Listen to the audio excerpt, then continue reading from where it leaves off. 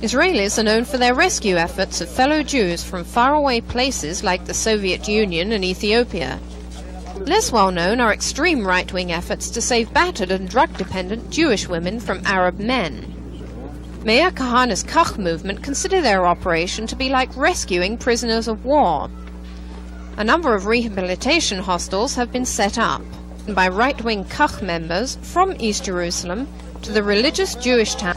Lived with an Arab man until 18 months ago. What we do is just plain love.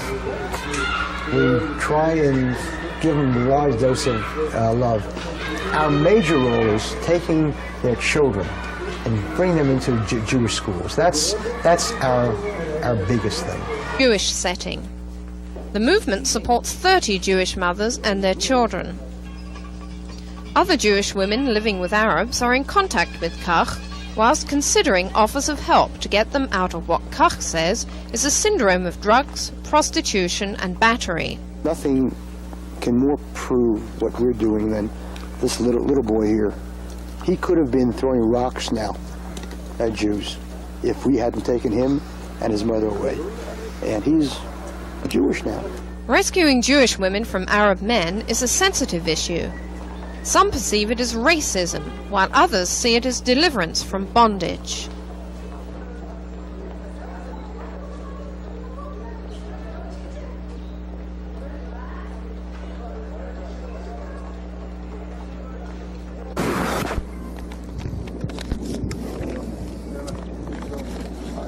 I want to give you a little background of these things so that...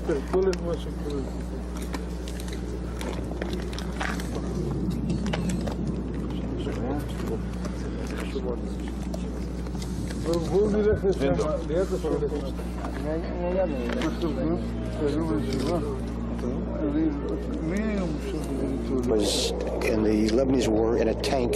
His whole body was burned and he had plastic surgery for years and years, and now he's what he is comes from a very, very wealthy family, and he lives here in Yad L'Achayot. Suffered unbelievable damage to his face. He had plastic surgery done. It was in the Lebanese war. He was caught in a tank. He was caught a direct hit. Everybody was killed except him. And you can see he's much better, much better. Enormous difference.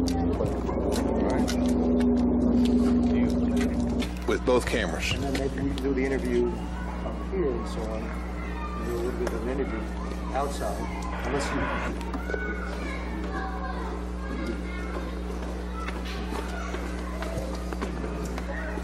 Okay. Now.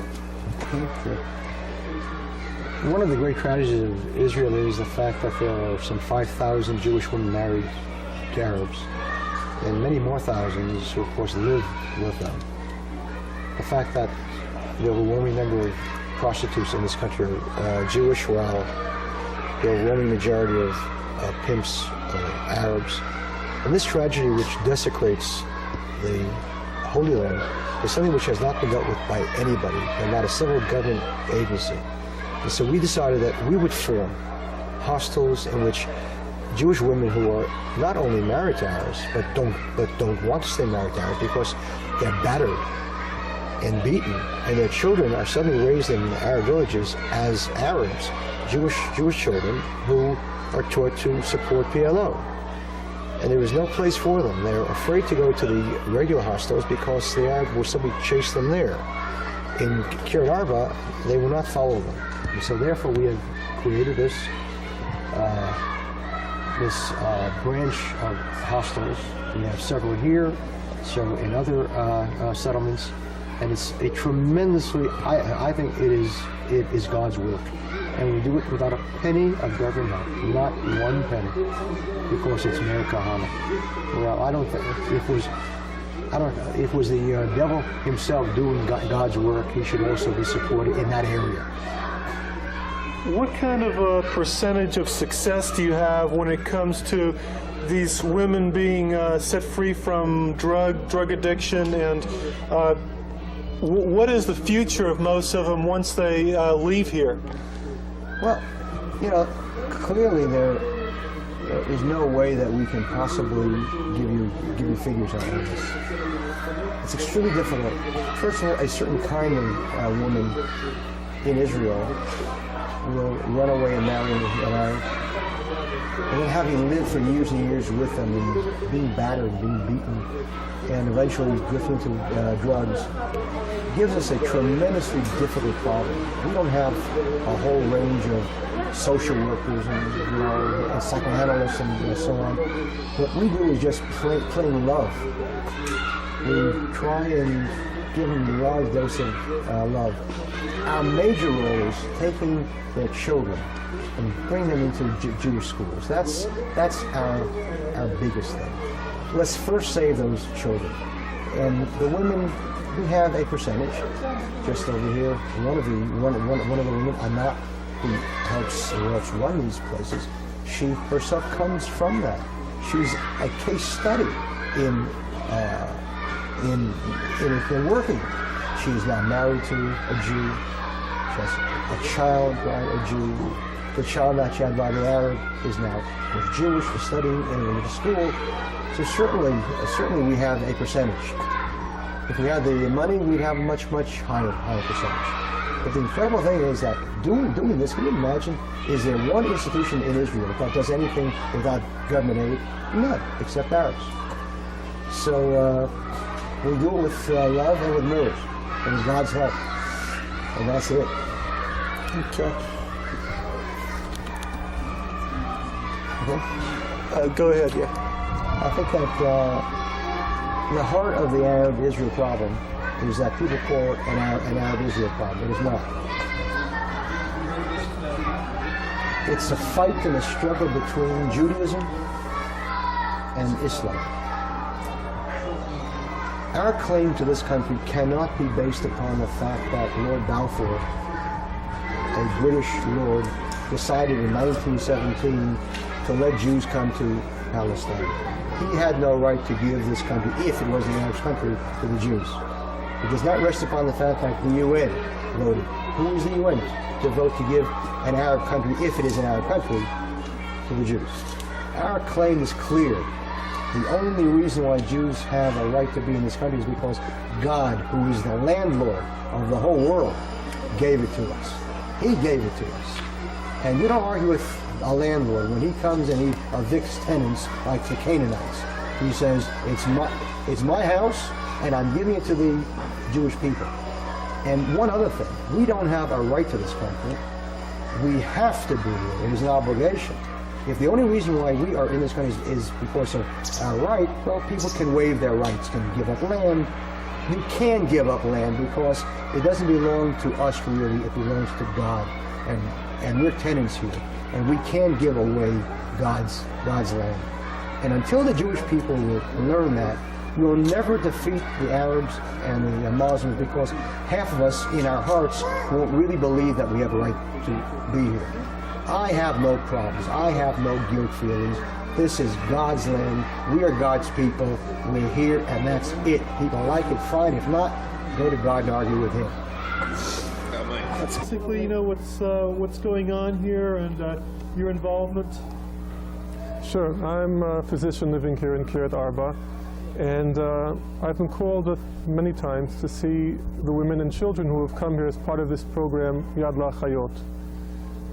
As far as my experience goes, we've seen people who've come here with medical problems, both the women and the children. Many of the children have been neglected as far as their health goes. And there's also a psychological component here where the women have been battered and treated very poorly. This also contributes to the general poor state of health. Tapes out. Yeah.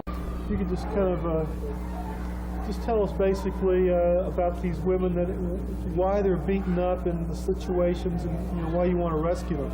Well, I can't say why they're beaten up. They're beaten up by the Arabs because the Arabs hate the Jewish people, and it's their way of in some way humiliating the Jewish people. As a doctor living here in Kiryat Arba, I've been called many times to see the women and their children, and most, if not all, suffer from several physical and psychological problems. The children especially have been neglected. They haven't received the care they should have received. And we have to try to help them as much as we can. The women themselves have also been beaten, and many of them have additional problems, such as drug dependence. And little by little, we try to help them, although we don't have all the staff that we would like to. But as mentioned, through love and caring, we try to help them with this problem.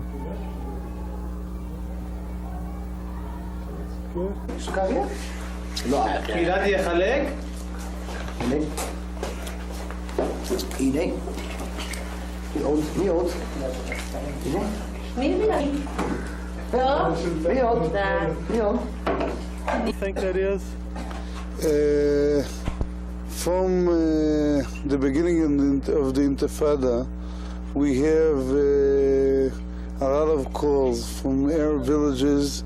The Jewish women there are being harassed and being troubled by the Arabs, and they are coming to us. Tens of them are coming, and they want to come and join our place. We don't have today enough place for all the women, and we hope in the future we'll have more place. Go ahead.